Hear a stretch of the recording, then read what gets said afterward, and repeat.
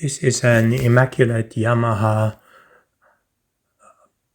receiver CR-620, which I completely overhauled and upgraded. As you can see, the wood veneer, actually plastic, is almost immaculate, beautiful. And on the back panel, you will notice I added a 3-prong AC connector, which contains a fuse. The above connector, AC connector, was disabled because it doesn't meet today's standards. Of course, the cable is supplied. I also polished all the RCA jacks. As you can see, they're very shiny and in excellent condition. You will see many capacitors on the on this side of the circuit board, and also 2 relays that are wired from below, and you will see a picture from above later in the video.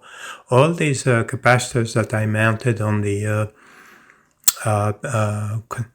track side of the PC board are basically decoupling capacitors that are mounted in parallel with the electrolytic capacitors, and these are meant to provide a much better high frequency performance where the electrolytics can become inductive. Here you can see the 3-prong connector and the fuse, which I removed to show you. As you can see, all the power transistors were repacked with grease, and also the components that are used as heat sinks and mounting devices for the cabinet. To avoid wearing out the power switch, which is almost impossible to find, I added 2 relays. The power switch controls the relay that lights up in red, and that turns the AC on through a resistor that limits the current through the transformer to 10 amps.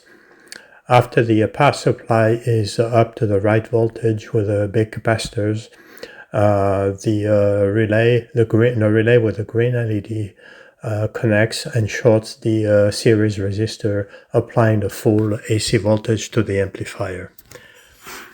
So here I'm showing the capacitors which I replaced. Basically all of the electrolytics were replaced. The 2 big capacitors on the power supply were replaced. They used to be 6800 microfarad and now they are 10,000. So you get a little bit more filtering. All of the other capacitors that are marked with a red slash or that were actually replaced.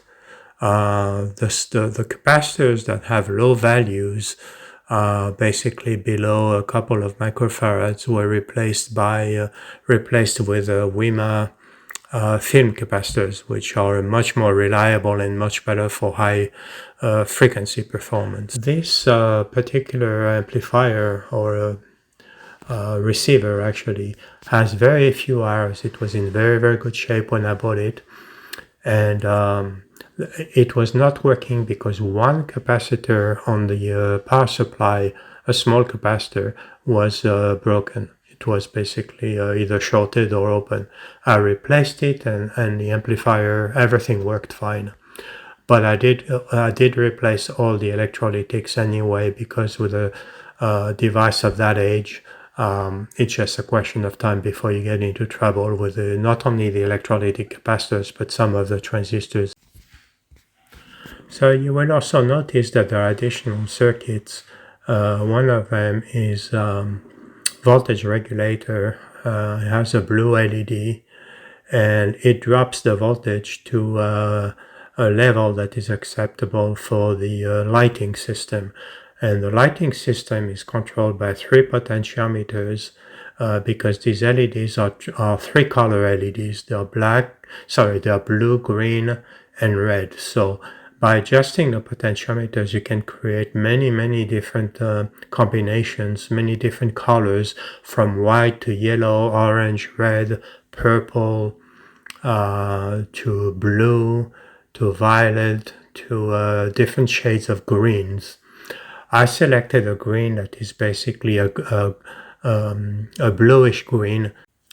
If you remove the cabinet, be very careful. I put a little sticky label on the front of the receiver. It's actually in the front of the receiver. What you really want to do is move the needle on the tuner away from that label to avoid damaging it when you slide the chassis inside the cabinet.